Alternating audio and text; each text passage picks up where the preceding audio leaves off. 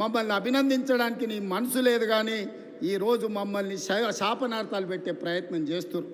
అందుకే ఇవాళ కేసీఆర్ బాధపడుతుండు. ఎందుకంటే రైతులకు రుణమాఫీ రేవంత్ రెడ్డి చేసే కదా, ఇంకా నాకేం మిగులుతుంది సిప్పనే. ఒరేసుకుంటే ఆనాడు ఉరి అన్నాడు, అవునా? ఒరేసుకుంటే ఉరేసుకున్నట్టే అని కేసీఆర్ ముఖ్యమంత్రిగా మాట్లాడిండా లేదా? అలాంటి చంద్రశేఖర్ రావు ఆయన 150 ఎకరాలు ఫామ్ హౌస్లో ఒరేసుకుంటే ఆ వివరాలన్నీ బయటపెట్టి బండారం బయటపెట్టి బండకేసాయల్లో కొట్టిన. ఇవాళ బాజాబ్తా తెలంగాణ సమాజం 66 లక్షల ఎకరాలల్లా 1,53,00,000 మెట్రిక్ టన్నుల వరి ధాన్యాన్ని స్వతంత్రం వచ్చినప్పటి నుంచి ఈ రోజు వరకు ఏ రాష్ట్రం, ఉమ్మడి రాష్ట్రం ఆంధ్రప్రదేశ్లో కూడా 23 జిల్లాలు ఉన్నప్పుడు కూడా ఇంత పంట రాలే. ప్రపంచ రికార్డు ఇవాళ తెలంగాణ రాష్ట్రం 66 లక్షల ఎకరాలలో 1,53,00,000 మెట్రిక్ టన్నుల వరి ధాన్యాన్ని పండిస్తే ఎంఎస్పి ఇవ్వడమే కాదు, సన్న వడ్లకు 500 రూపాయల బోనస్ ఇచ్చి కొంటున్న రాష్ట్రం ఈ దేశంలోనే తెలంగాణ రాష్ట్రం ఉంది. రైతులను ఆదుకున్న ప్రభుత్వం ఇందిరమ్మ రాజ్యంలో ప్రజా ప్రభుత్వం అని నేను చెప్పదలుచుకున్నా. ఇవన్నీ కోల్పోయిన టాన్ కేసీఆర్ని అడుగుతున్నా, నీ దుఃఖమేందో నీ బాధ ఏందో నువ్వు చెప్పింది నిజమైతే రా, అసెంబ్లీలోకి రా, చర్చ పెడదాం. తారీఖు నిర్ణయించు చంద్రశేఖరరావు, ఏ రోజు చెప్తావో ఏ సమయం చెప్తావో ఆ రోజు అసెంబ్లీ పెడతా, రా. నువ్వు ఓడితే ఇంట్లో పోయి బంతవా? రాహుల్ గాంధీని చూసి సిగ్గు తెచ్చుకో. 3 సార్లు ఓడిపోయినా ప్రతిపక్షం ఉండి కన్యాకుమారి నుంచి కశ్మీర్ వరకు 150 రోజులు 4000 కిలోమీటర్లు మండు టెండలో మంచు కొండలో పాదయాత్ర చేసి ప్రజలకు అందుబాటులో ఉన్నోడు అంటే బాధ్యతాయుతమైన ప్రతిపక్ష నాయకుడు. అధికారంలో ఉంటే దోసుకుంటా, ప్రతిపక్షంలో ఉంటే ఫామ్ హౌస్లో వండుకుంటా. ఇదా నీ విధానం? నిజంగానే ప్రజలు కష్టాలలో ఉంటే ఫామ్ హౌస్లో గాడిద పండ్లు దొంగతున్నావా? రా, ప్రజల్లోకి వచ్చి మాట్లాడు. ప్రతిపక్షంగా ఏం సూచన చేస్తావో చెయ్యి ప్రభుత్వానికి. మేము వినడానికి సిద్ధంగా ఉన్నాం. నువ్వు లేవనెత్తిన అంశాలు సహేతుకమైనవైతే సరిదిద్దడానికి సిద్ధంగా ఉన్నాం. నువ్వు రావు. ఆ చిల్లరగాళ్ళని ఇద్దరిని ఊరి మీదకి వదిలేయండి, అది చూసిన ఆంబోతులాక. ఊర్లలో దేవుళ్ళకి వదులుతారు కదా దున్నపోతులని తెలుసు కదా, అది 7 చేనుల మేసి వచ్చినా ఏమనం. దేవరకు వదులుతాం కదా, అది చూసిన వాటిని దేవరకు వదిలే ఓ రోజు బలి ఇస్తారు. ఆ ఇద్దరిని అది చూసిన వాళ్ళలాక ఊరి మీదకి వదిలి ఈరోజు ఏది పడితే అది మాట్లాడుతారు. ఏమన్నా అర్థం పర్థం ఉందా? ఒక్కసారి ఆలోచన చేయండి మిత్రులారా. ఇంకా ఆ పక్కన లావు మనగాళ్ళు లడాయిపోతే వెనకాల 3 నూకుడు మనగాళ్ళంట. ఆయన కిషన్ రెడ్డి అనట, ఆయన ఇంకొక ఆయన ఉన్నాడు. కేటీఆర్ ముందు రోజు మాట్లాడతాడు, రెండో రోజు కిషన్ రెడ్డి మాట్లాడతాడు. మనం గుజరాత్లో Sabarmati river development front Modi గారు అభివృద్ధి చేస్తే సపోర్ట్ కొడతాడు. మా మోడీ చూడు గుజరాత్లో గొప్పగా చేసిండని. కానీ అదే Musi river development front Hyderabad నగరంలో ప్రపంచానికి ఆదర్శంగా ఉండేట్టుగా మనం చేద్దామంటే వద్దు, నేను అడ్డం పడుకుంటా అంటాడు. నేనన్నా నువ్వు మోడీ గులాంవా, గుజరాత్ గులాంవా, ఎందుకు అడ్డం పడుతున్నావని. సిగ్గు లేకుంటే నేను మోడీ గులాంని అంటుండు. ఆయన నన్ను అంటుండు సోనియమ్మకు నువ్వు గులాంవా అని. నేను ఒక్క మాట ఈ వేదిక మీద నుంచి స్పష్టంగా చెప్పదలుచుకున్నా. 60 ఏళ్ళ ఆకాంక్ష, 1200 మంది బిడ్డల ఆత్మ బలిదానాలు జరిగిన తెలంగాణ రాష్ట్రం రాకపోతే కన్న తల్లిగా గొప్ప మనసుతో ఆంధ్రప్రదేశ్లో పార్టీ చచ్చిపోయినా ఈ తెలంగాణ రాష్ట్రాన్ని ఇచ్చిన సోనియమ్మ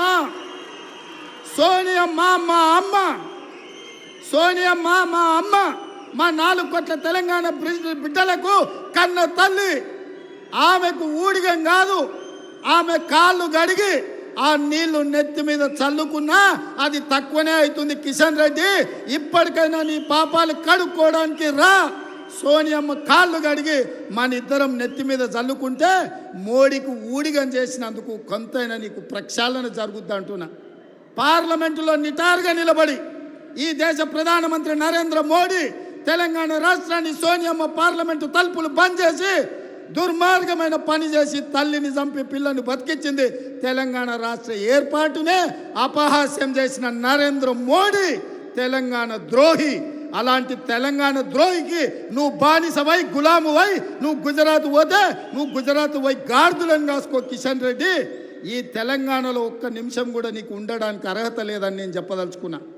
ఇన్ని రోజులు నువ్వు అంటే గౌరవ మర్యాద ఉండే, అందుకే మాట్లాడేటప్పుడు ఆచితూచి మాట్లాడేటోని కిషన్ రెడ్డి గురించి. కానీ కిషన్ రెడ్డి మీద ఉన్న గౌరవం నాకు 100% పోయింది.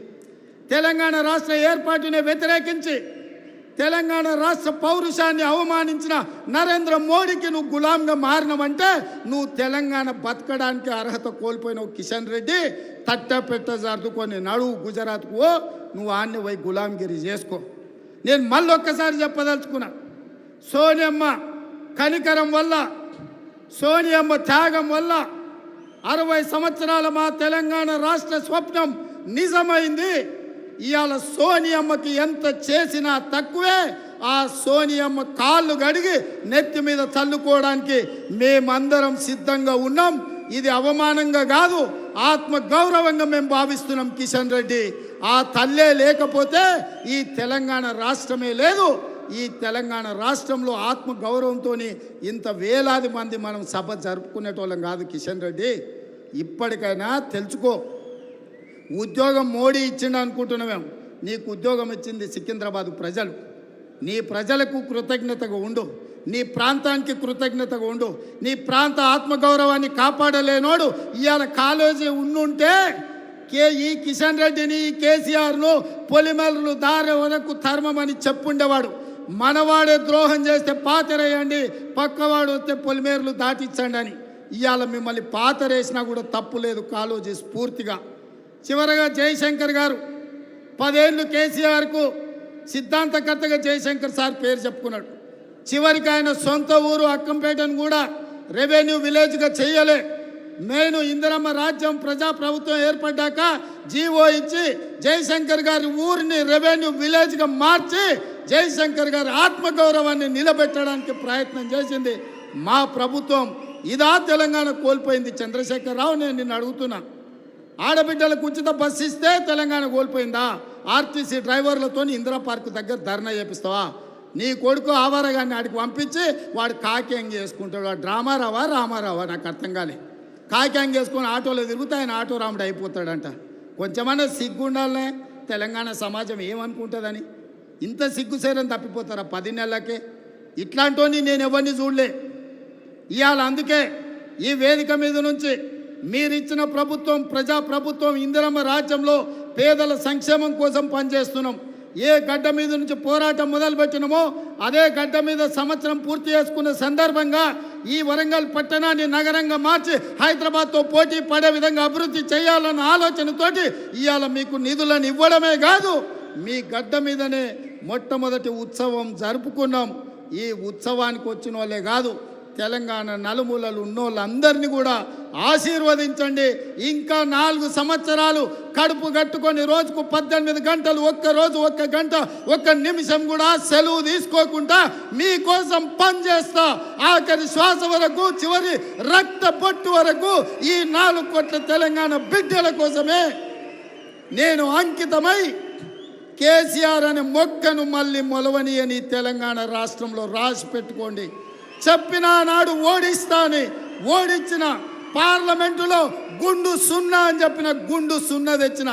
ఇవాళ నీ పార్టీని మళ్ళీ మొలకెత్తని ఇయ్యనని ఈ వరంగల్ గడ్డ మీద నుంచే చెప్తున్న కేసీఆర్, కాసుకో, చూద్దాం ఏందో మా కార్యకర్తల పౌరుషమో, నీ తాగుబోతు విధానాలు, కుట్రలు, కుతంత్రాలు తేల్చుకుందాం. నువ్వు అనుకుంటున్నావేమో మౌనంగా ఫామ్ హౌస్లో వండుకుంటే నీ సంగతి నాకు తెలియదని. నీ ముందు తెలుసు, నీ వెనక తెలుసు, నీ ఉపాయం తెలుసు, నీ ఉబలాటం తెలుసు. అన్నిటికీ కుక్క కాటుకు చెప్పు దెబ్బ అనే మందు నా దగ్గర సిద్ధంగా ఉంది. తప్పకుండా నీకు పెడతా. రా అసెంబ్లీకి. మళ్ళొక్కసారి చెప్తున్నా, రాబోయే స్వామి అసెంబ్లీకి రా. చూస్తుందా ఎవడో ఇస్తే రాలే కుర్చీలకు. తొక్కుకుంటూ వచ్చిన కుర్చీలో నిన్ను తొక్కుకుంటూ వచ్చిన గుర్తు పెట్టుకో. రా అసెంబ్లీకి, మాట్లాడదాం, తేలుద్దాం. సిద్ధంగా ఉన్నా తారీఖు పెట్టు, సమయం పెట్టు, వచ్చి చెప్తా బిడ్డ నీ సంగతి. ధన్యవాదాలు సోదరులారా.